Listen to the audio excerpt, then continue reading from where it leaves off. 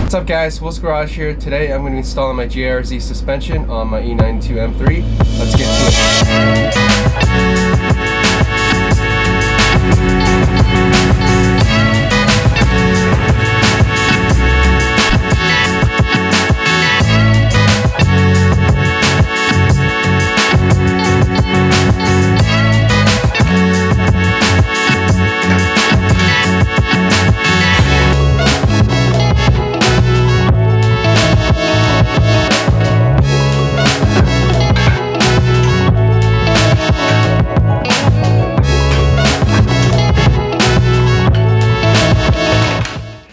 Alright, so I'm going to start off with the front driver side. It's just a few bolts that need to be removed.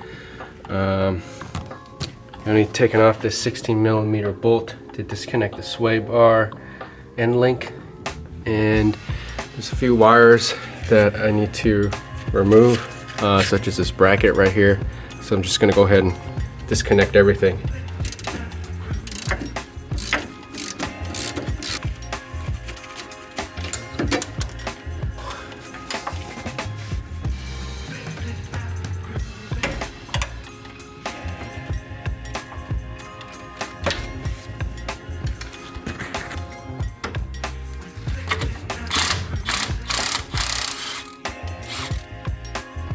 Basically, there aren't that many connections here. It's pretty simple. We have these wires right here. Basically, I just open the box, loosen up these wires, remove it from the bracket. Make sure to move the light. Yeah, so basically there's this wire box. Just open it up and loosen the wires from the bracket. There's a 16mm bolt right here. Just loosen the nut on the other side, and this bolt should just come right out, and that should release this bracket that holds the brake line as well as the brake wear sensor, I think the ABS wire. So just push the bracket back and out of the way, and as you saw earlier, I use a flat blade screwdriver to pop this level sensor off. It's basically just a ball that goes onto that metal ball head right there, and then remove the sway bar end link from the sway bar down here. I'm just going to leave the top attached to the strut. Don't need to remove this because I'm just going to leave it as one piece. And then I think that's pretty much for the bottom here. I'm going to come up to the top and remove the top strut nuts right here. So my car has EDC, and this thing should peel right off. There's a wire, as you can see beneath here. Just pop this off. And then this wire should just come right out. So as you can see, once you pop the wire out, this thing is disconnected. And there's 3 nuts right here. I believe they're 13mm. Just gonna loosen these up.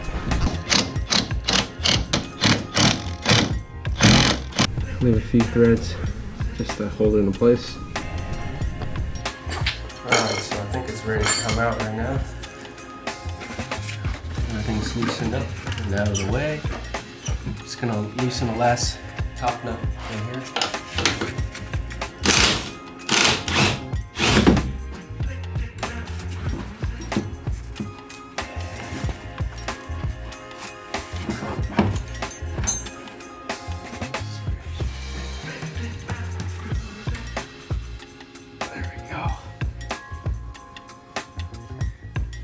Grab the spreader tool.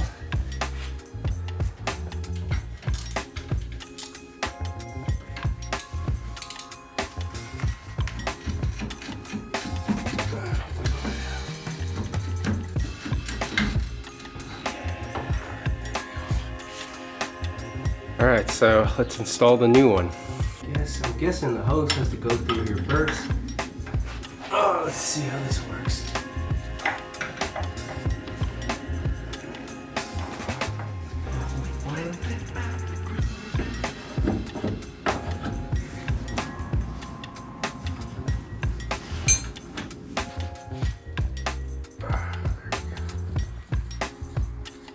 Alright, so I kind of screwed up here.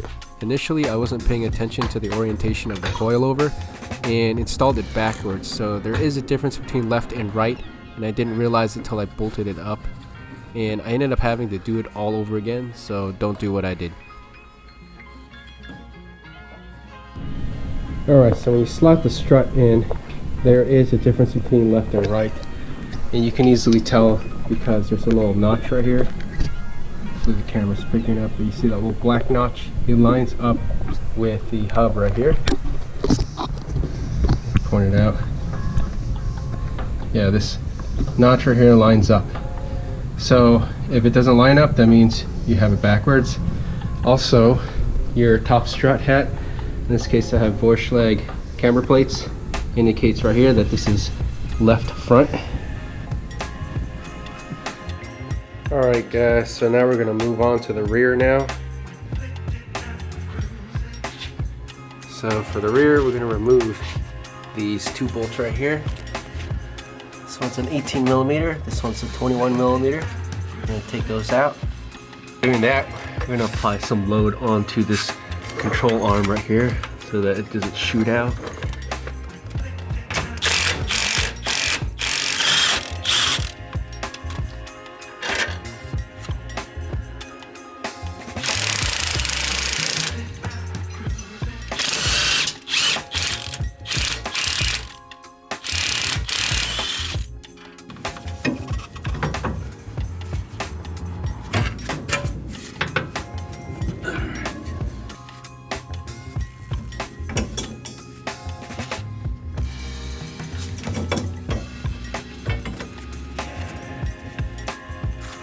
Once you get the spring in, you need to apply just the right amount of load to line this hole up with the strut so you can put the 18 millimeter bolt back through.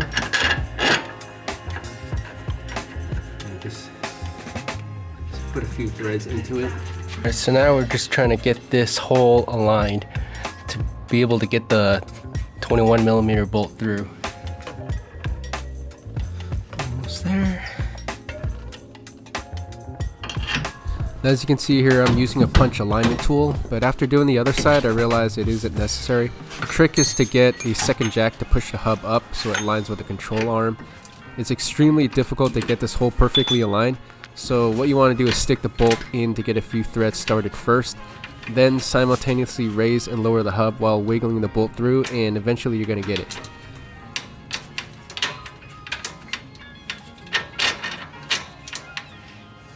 Finally got it in. Boy, this thing is a pain to get in. Alright, so now we're going to remove the shock. And first I'm going to pop off this EDC right here. 22 millimeter.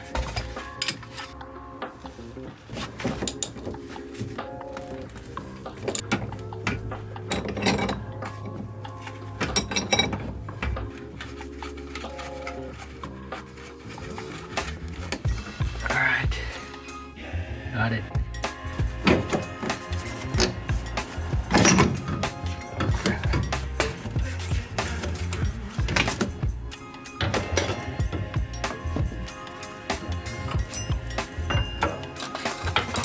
Out she goes. For the rear shock mounts, I decided to go with PowerFlex track mounts.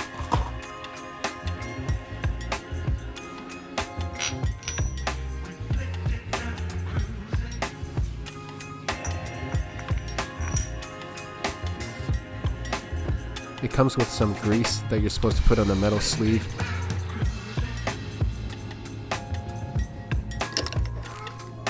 And before you put the new shock in, make sure you remove the old shock mount and sleeve on the car.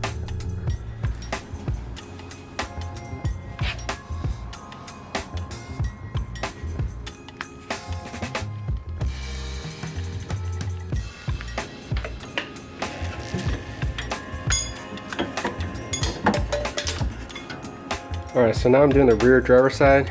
For this side, there is also a level sensor that you have to make sure to disconnect before you lower the control arm, otherwise you might break it. And I almost forgot to unlatch it, but it's located right here. If I can get the camera to focus, there we go. Right here.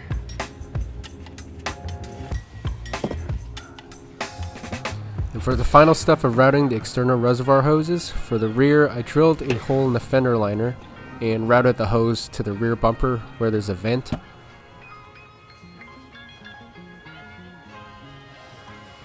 And as you can see, it fits perfectly through there and routes into the trunk.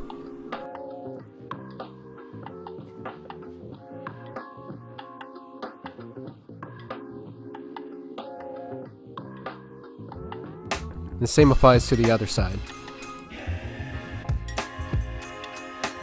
For the front, I routed the lines along where the brake lines go. I also wrapped it with the heat shield to protect it from the hot engine bay.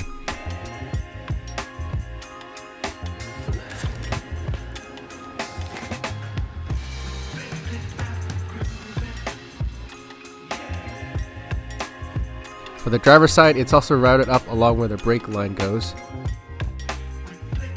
And here's a better look at what's behind the fender liner.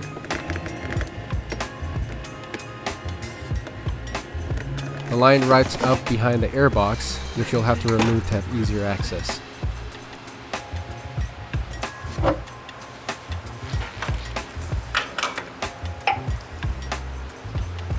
Alright, so in terms of the front reservoir, I'm still undecided on how I want to set it up. But basically, I think there's a couple ways to do it.